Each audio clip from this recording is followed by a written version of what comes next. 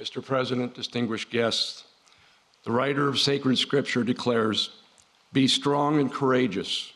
Do not be afraid. Do not be discouraged, for I will be with you wherever you go." Ladies and gentlemen, please join me as we mark this very special occasion in a word of prayer.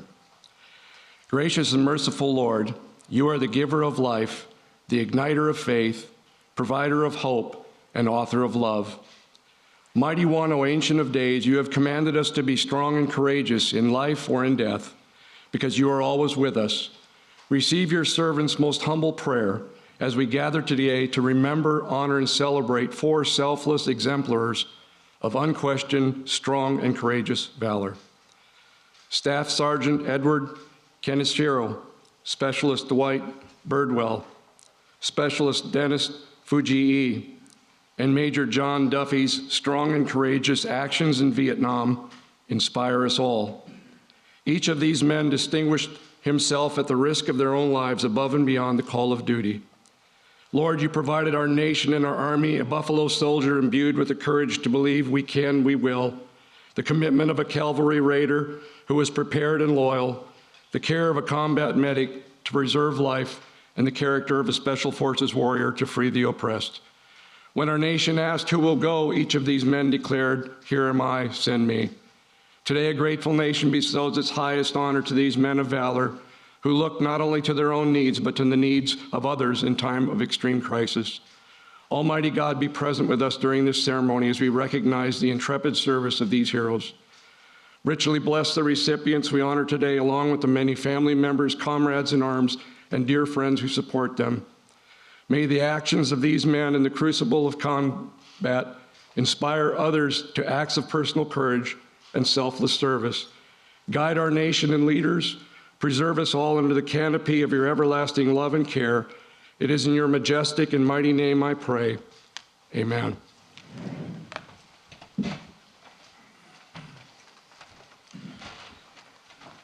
Thank you, General. Please be seated. Please be seated. Well, welcome to the White House.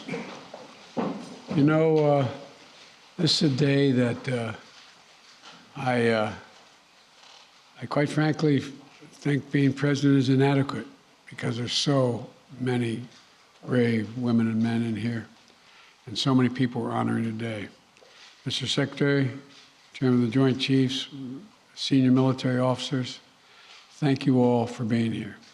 Yesterday marked the 246th anniversary of this nation's independence.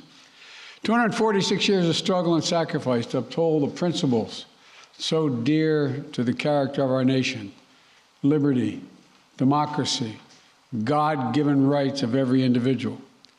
It's a journey that has never finished, and it never will be fully finished. It's a work that requires us to look ahead to the future we want to build, and to look carefully at our past, to understand fully where we've come from. For each of those 246 years, American patriots have answered our nation's call to military service.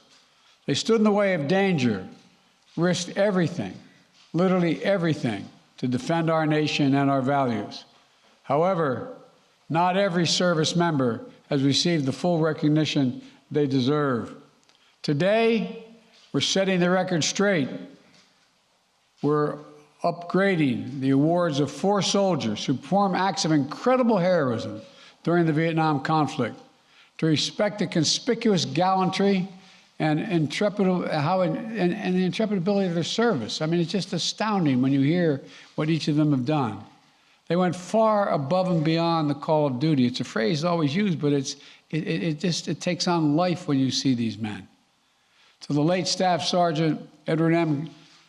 Keneshiro, to Specialist 5 Dwight W. Birdwell, to Specialist 5 Dennis M. Fujii, and to Major John Duffy.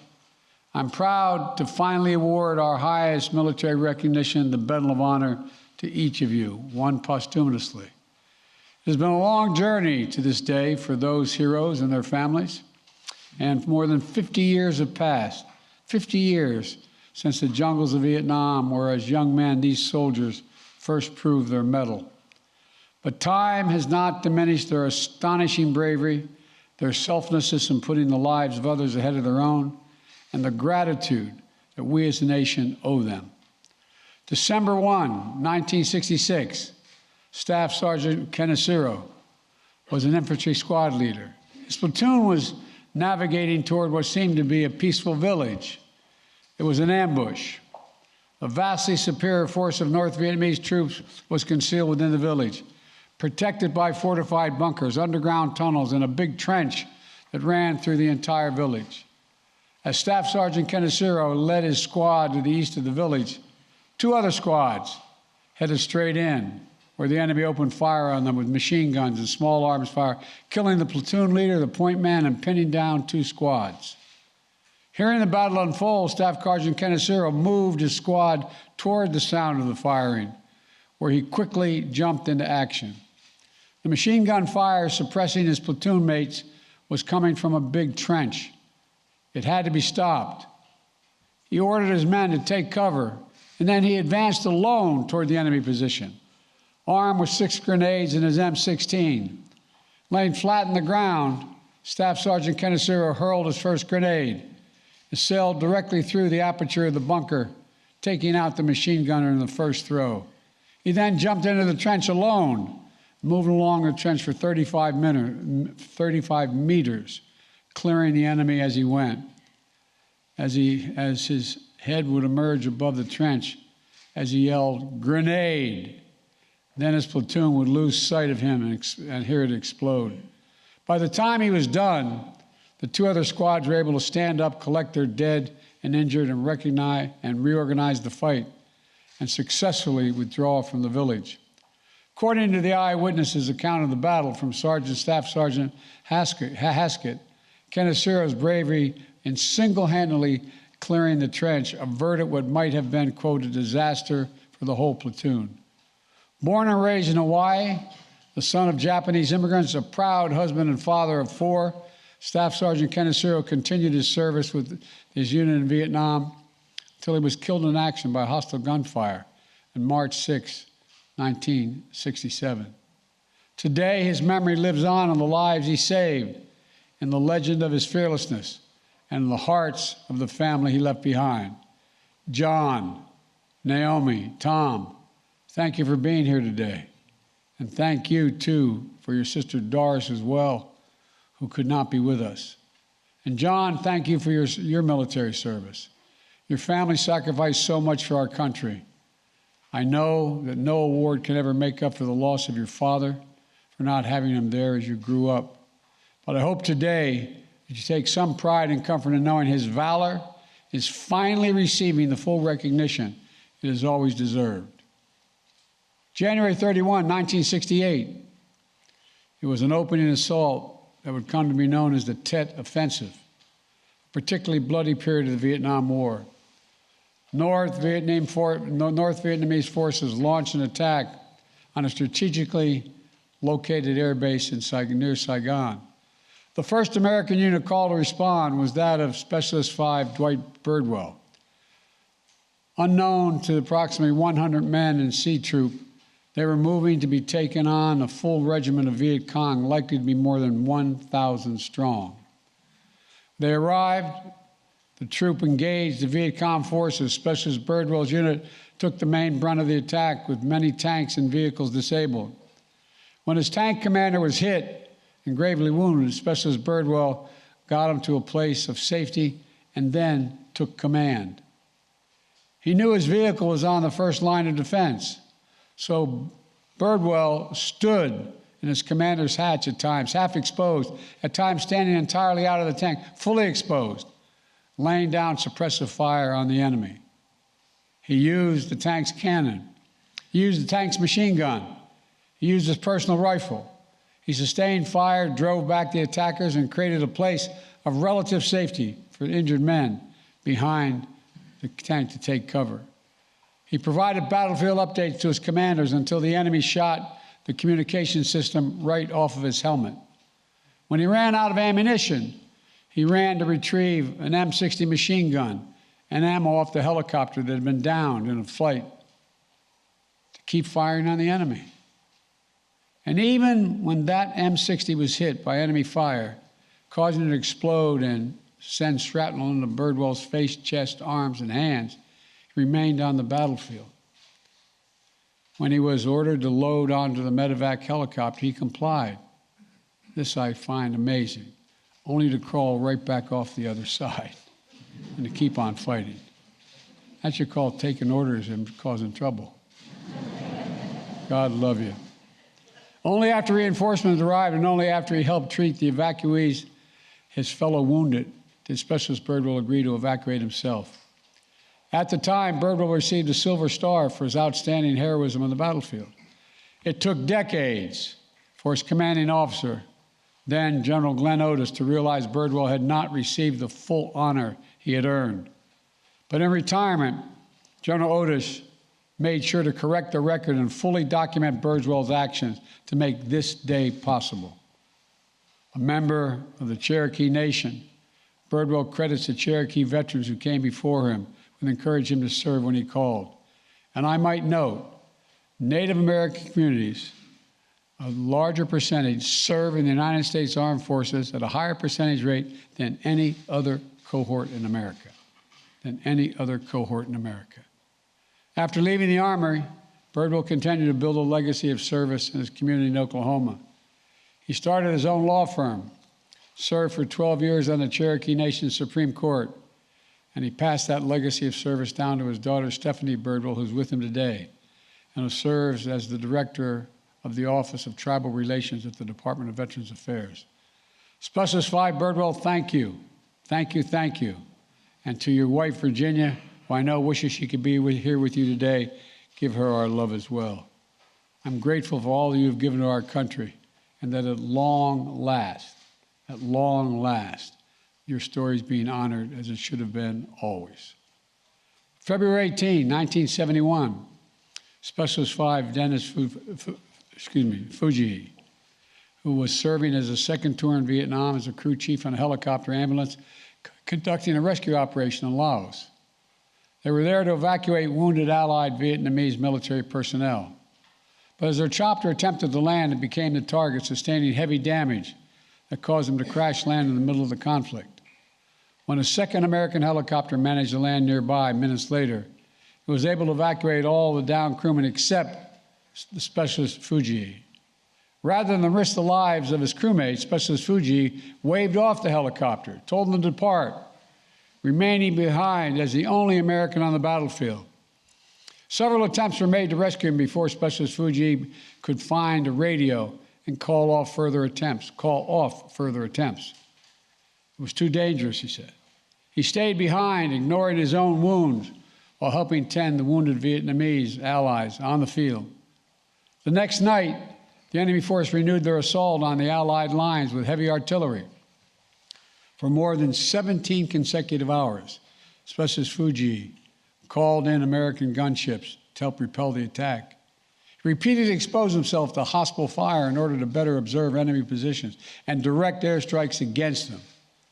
On the radio, his fellow Americans knew him as Papa Whiskey, clear-eyed, level-headed soldier, directing airstrikes so precisely they were able to drive back the forces that had come within 15 to 20 meters of a friendly camp.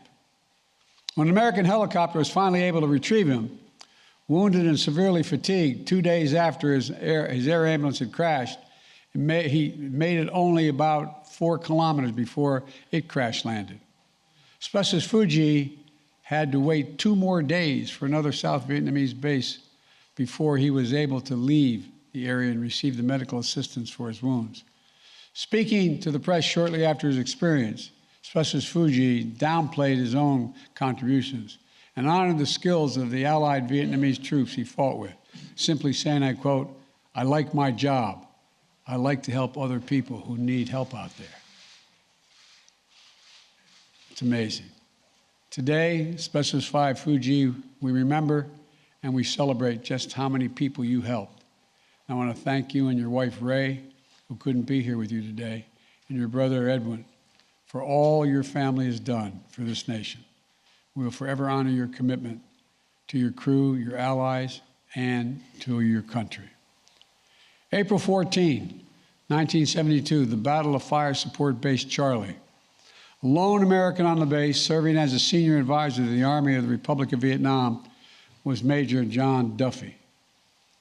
They called him Dusty Cyanide. That was his call name. In those days, leading up to April 14th, the battalion command post had been destroyed. Major Duffy had already been twice wounded, refusing evacuation. Efforts to resupply the base had failed, and FSB Charlie was surrounded by the battalion-sized element. For hours, American gunships guided by Dusty Cyanide took airstrikes on enemy positions. Major Duffy repeatedly exposed himself to danger in order to direct the gunship's fire and keep the battalion from being overrun. He even called in one strike, extreme danger close, to his own position in order to drive back the advancing attack. And when he was wounded again, he again refused evacuation.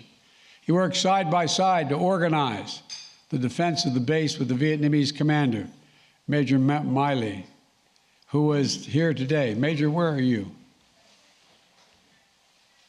Major, thank you for being here. Thank you for your service.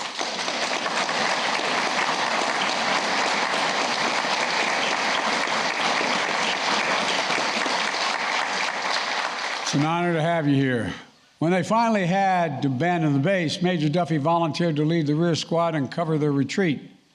And when the withdrawing soldiers were ambushed early on April 15th and many of the injured troops scattered, Major Duffy remained with those who were wounded, rallying them to make it to an established evacuation zone despite being constantly pursued by the Viet Cong.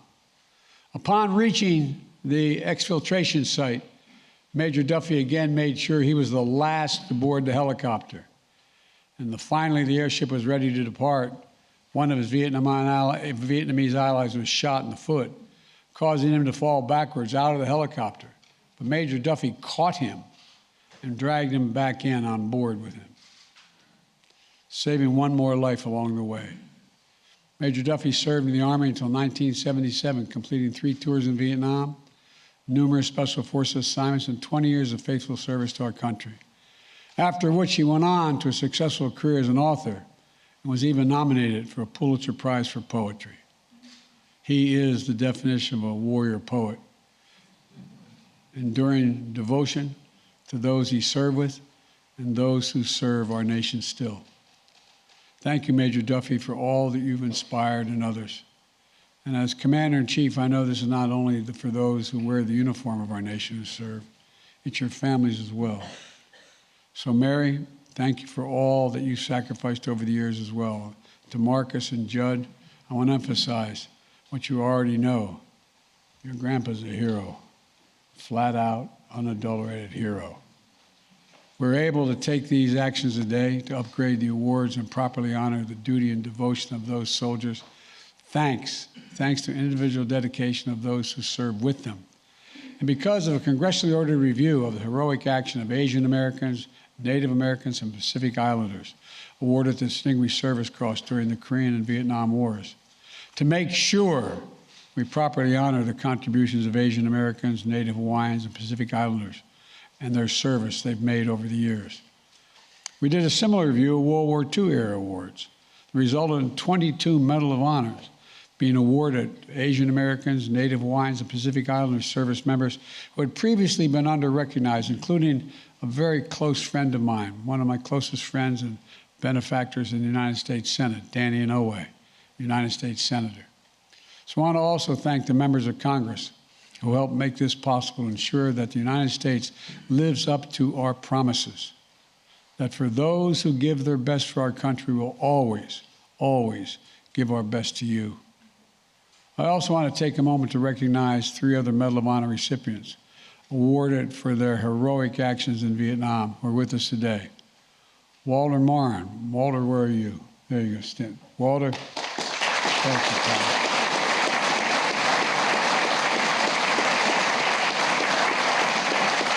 James McLuhan.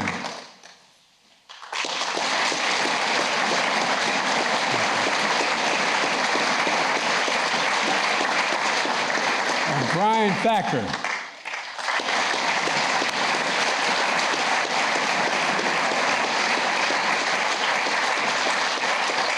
thank you for being here to help us recognize these newest honorees. And I want to also note that last week we lost a giant in this community. Herschel Woody Williams passed away at the age of 98, the last Medal of Honor recipient of World War II. Honored by President Harry Truman for his valor during the Battle of Iwo Jima, Woody Williams will soon lie in honor in the United States Capitol. And his passing is a reminder of what so many Americans of our greatest generation sacrificed to preserve liberty, democracy, and for our nation and for the world. Now it's my great honor to ask for the citations to be read as we award the Medal of Honors to the late Staff Sergeant Edward N. Kaneshiro, Specialist 5 Dwight D. Birdwell, Specialist 5 Dennis M. Fuji, Major John J. Duffy. Thank you all, and may God protect our troops. Thank you. For my staff tonight.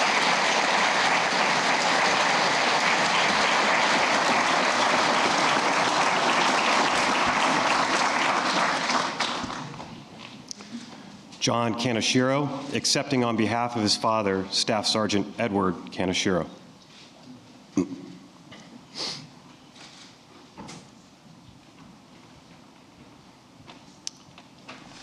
Attention to orders. The President of the United States of America, authorized by Act of Congress, March 3rd, 1863, has posthumously awarded, in the name of Congress, the Medal of Honor to Staff Sergeant Edward N. Kaneshiro, United States Army, for conspicuous gallantry and intrepidity at the risk of his life above and beyond the call of duty. Staff Sergeant Edward N. Kaneshiro distinguished himself by acts of gallantry and intrepidity above and beyond the call of duty while serving as an infantry squad leader with Troop C, 1st Squadron, 9th Cavalry, 1st Cavalry Division near Pha Hu 2, Kim Song Valley, Republic of Vietnam, on 1 December 1966. Not knowing that the village was heavily fortified with a fully bunkered and concealed trench system and garrisoned by the North Vietnamese troops in vastly superior forces, 2 squads of the platoon had deployed to its center, while Staff Sergeant Kaneshiro and his squad scouted the more than open terrain to the east of the village. Sensing the opportunity to ambush the infantry squads, the entrenched enemy force erupted with machine gun and small arms fire against the 2 squads at the center of the village, killing the platoon leader and the point man, wounding 4 others, then successfully suppressing the surviving soldiers. Staff Sergeant Kaneshiro moved with his men to the sounds of the fire, swiftly reading the situation, seeing that the fire from the trench had to be stopped if anyone was to survive. He first deployed his men to cover, then crawled forward to attack the enemy force alone. He began by throwing grenades from the parapet while flattened to the ground, successfully throwing the first grenade through the aperture of the bunker, eliminating the machine gunner who had opened the action. With 5 grenades remaining and his rifle to sustain the assault, Staff Sergeant Kaneshiro jumped into the trench to sweep its length where it fronted the 2 pinned squads. Over the distance of about 35 meters, he worked the ditch alone, destroying 1 enemy group with rifle fire and 2 others with grenades. By the end of his sweep, the able-bodied survivors of the 2 squads were again standing and preparing to move the dead and wounded. Staff Sergeant Kaneshiro's actions enabled the orderly extrication and reorganization of the platoon, which ultimately led to a successful withdrawal from the village. Staff Sergeant Kaneshiro's conspicuous gallantry and uncommon heroism under fire are in keeping with the highest traditions of the military service and reflect great credit upon himself, his unit, and the United States Army. Signed, Joseph R. Biden, the President of the United States.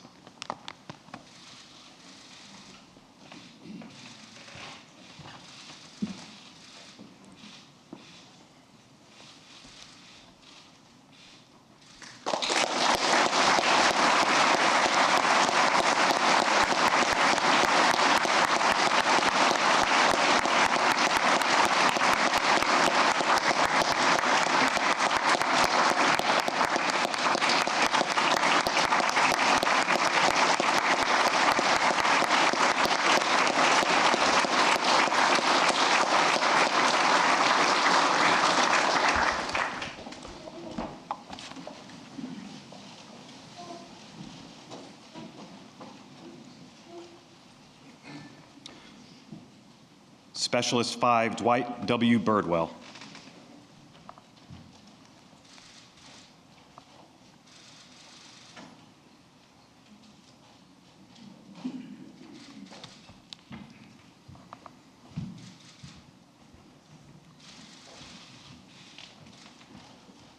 Attention to orders.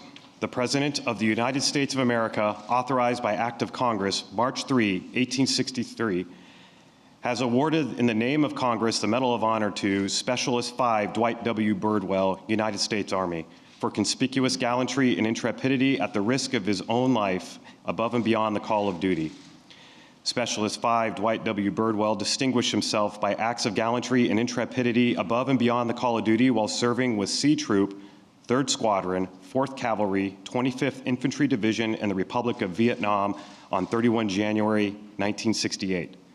On this date, C Troop was ordered to move south to help repel an enemy attack on Ton Son Nhut Air Base. As the C Troop column of tanks and armored personnel carriers approached the west gate of Ton Son Nhut Air Base, it became under intense enemy fire from a building at its right. Unbeknown to C Troop, it had driven directly into an enemy force consisting of 3 battalions. The column tried to push through the initial attack, but the lead tank, crippled by rocket-propelled grenade explosions, was blocking the way forward. C Troop immediately came under heavy enemy fire from both sides of the road.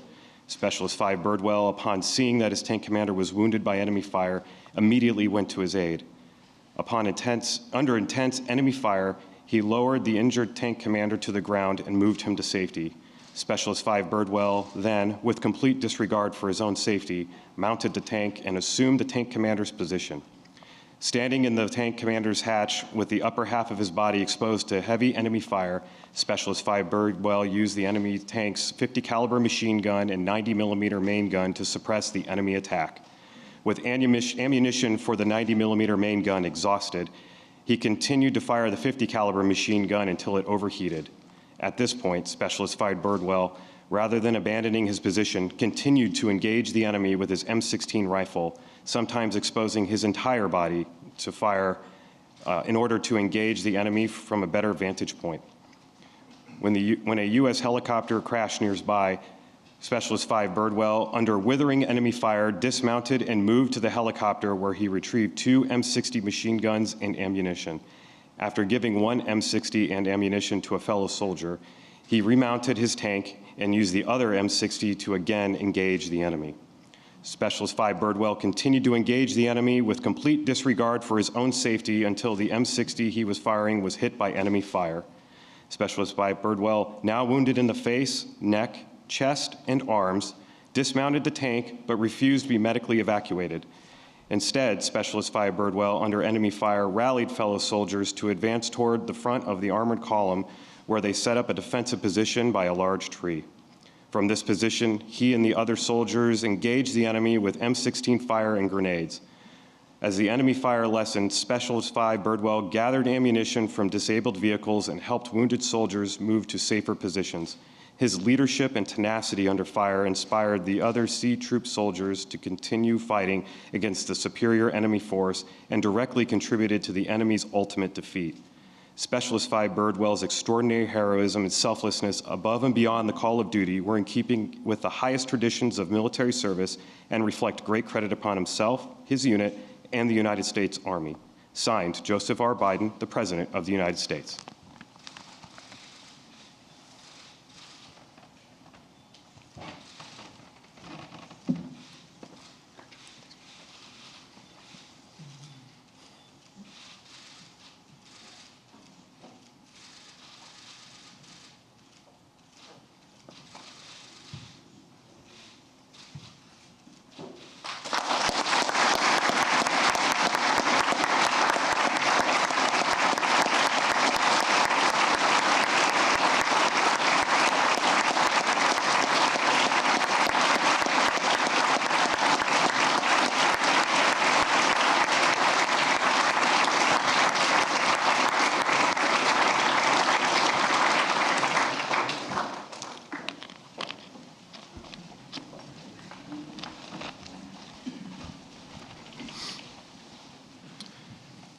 Specialist 5, Dennis M. Fujii.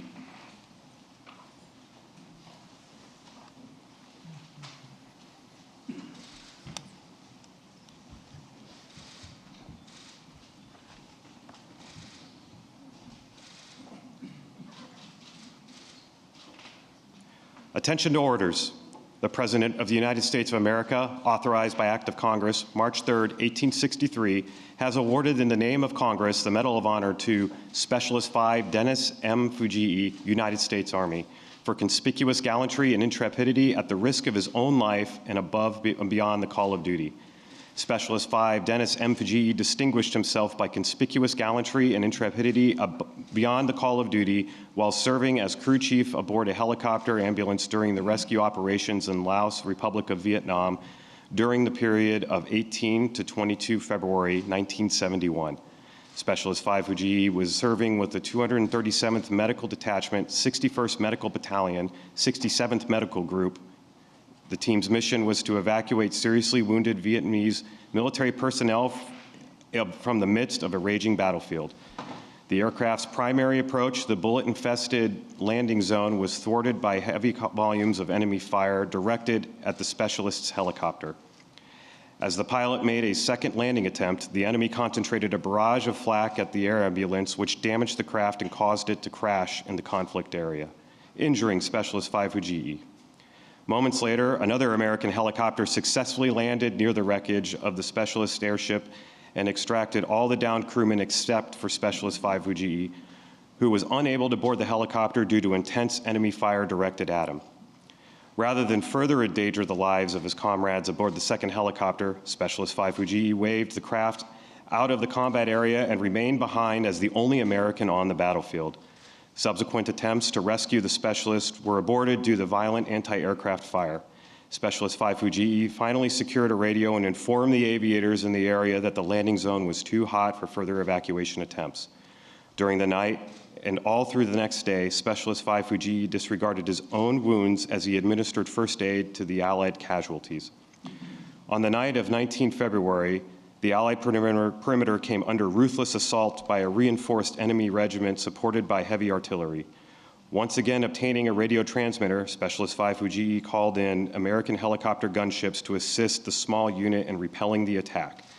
For a period of over 17 consecutive hours, Specialist 5 Fujii repeatedly exposed himself to hostile fire as he left the security of his entrenchment to better observe enemy troop positions and to direct airstrikes against them. At times, the fighting became so vicious that Specialist 5 Fujii was forced to interrupt radio transmissions in order to place suppressive rifle fire on the enemy while at close quarters. Though wounded and severely fatigued by 20 February, the specialist bore the responsibility for the protection and defense of the friendly encampment until an American helicopter could land and attempt to airlift him from the area. As his air ambulance left the battlefield, it received numerous hits and was forced to crash land at another South Vietnamese Ranger base approximately 4 kilometers from the specialist's original location.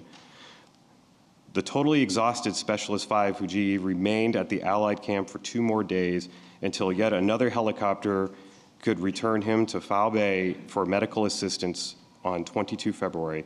Specialist 5 Fujii's extraordinary heroism and devotion to duty were in the keeping of the highest traditions of military service and reflect great credit upon himself, his unit, and the United States Army. Signed, Joseph R. Biden, the President of the United States.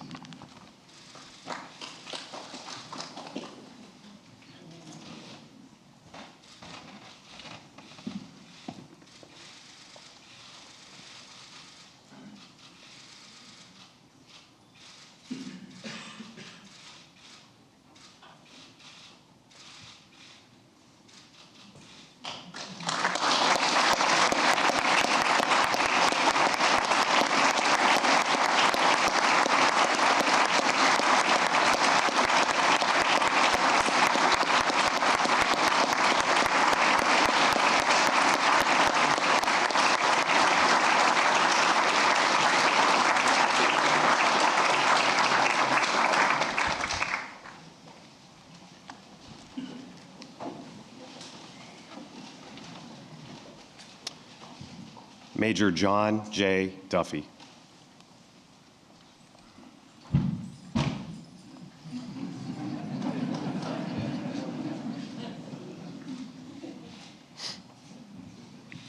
Attention to orders. The President of the United States of America, authorized by Act of Congress, March 3, 1863, has awarded in the name of Congress the Medal of Honor to Major John J. Duffy, United States Army, for conspicuous gallantry and intrepidity at the risk of his own life above and beyond the call of duty. Major John J. Duffy distinguished himself by acts of gallantry and intrepidity above and beyond the call of duty while serving as the senior advisor to the 11th Airborne Battalion, 2nd Brigade, Airborne Division, Army of the Republic of Vietnam and the Republic of Vietnam during the period of 14 to 15 April 1972. In the 2 days preceding the events of 14 to 15 April 1972, the commander of the 11th Airborne Battalion was killed, the battalion command post was destroyed, and Major Duffy was twice wounded but refused to be evacuated. Then on 14 April, Major Duffy directed the defense of Fire Support Base Charlie, which was surrounded by a battalion-sized enemy element. In the morning hours, after a failed effort to establish a landing zone for resupply aircraft, he moved close to the enemy anti-aircraft positions to call in airstrikes. At this time, Major Duffy was again wounded by fragments from a recoilless rifle round and again refused medical evacuation. Shortly thereafter, the enemy began an artillery bombardment on the base, and he remained in an exposed position to direct gunships onto enemy positions, which eventually silenced the enemy fire. Following the bombardment, Major Duffy assessed the conditions on the base and personally ensured the wounded friendly foreign soldiers were moved to positions of relative safety, and the remaining ammunition was appropriately distributed to the remaining defenders. Shortly thereafter, the enemy resumed indirect fire on the base, expending an estimated 300 rounds. Nevertheless, he remained in an exposed position to direct gunship fire on the enemy positions. In the late afternoon hours, the enemy began a ground assault from all sides of the fire base, and Major Duffy moved from position to adjust fire, spot targets for artillery observers, and ultimately to direct gunship fire on a friendly position which had been compromised. As the evening wore on, it became clear that the defenders could not withstand the overwhelming enemy forces, and he began to organize an evacuation of the firebase under the cover of night. With the goal of a complete withdrawal, Major Duffy was the last man off base, remaining behind to adjust covering fire from gunships until the last possible moment. When the acting battalion commander was wounded, he assumed command of the evacuation and maintained communication with available air support to direct enemy fire on the enemy. In the early morning hours of 15 April, the enemy ambushed the battalion, inflicting additional casualties and scattering some of the able-bodied soldiers. Major Duffy organized defensive positions during the ambush and ensured the friendly foreign forces could successfully repulse the enemy. After withstanding the ambush, he led the evacuees, many of whom were significantly wounded, to an established evacuation area, despite continually being pursued by the enemy.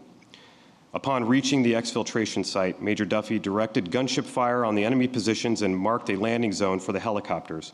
Only after ensuring all of the evacuees were on board did Major Duffy board while also assisting a wounded friendly foreign soldier in with him. Once on board, he administered aid to a helicopter door gunner who had been wounded during the evacuation. Major Duffy's extraordinary heroism and selflessness above and beyond the call of duty were in keeping with the highest traditions of military service and reflect great credit upon himself, his unit, and the United States Army. Signed, Joseph R. Biden, President of the United States.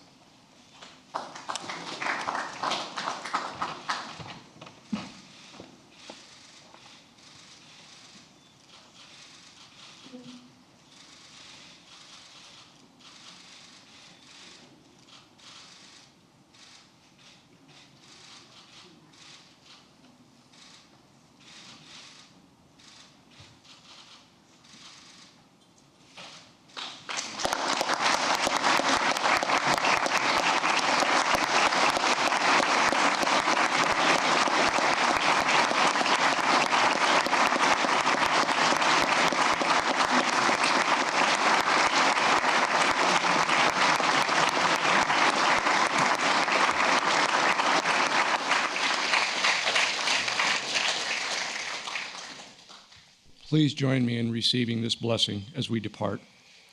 Most holy God, thank you for the lives of these men who inspire and challenge us to extraordinary acts of service. May each of us dare to follow the examples of the warriors in the face of seemingly insurmountable moments of danger and crisis and be like them in kind. Bless Specialist Birdwell, Specialist Fuji E, Major Duffy, and the Keneshiro family.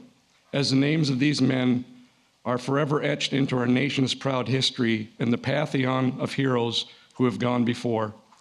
May their legacies be the true north for us to seek, and may we all strive to be strong and courageous in the face of a myriad of challenges that life may bring our way. Keep the lamp of liberty burning bright and our nation strong. It is in your holy and mighty name I pray. Amen.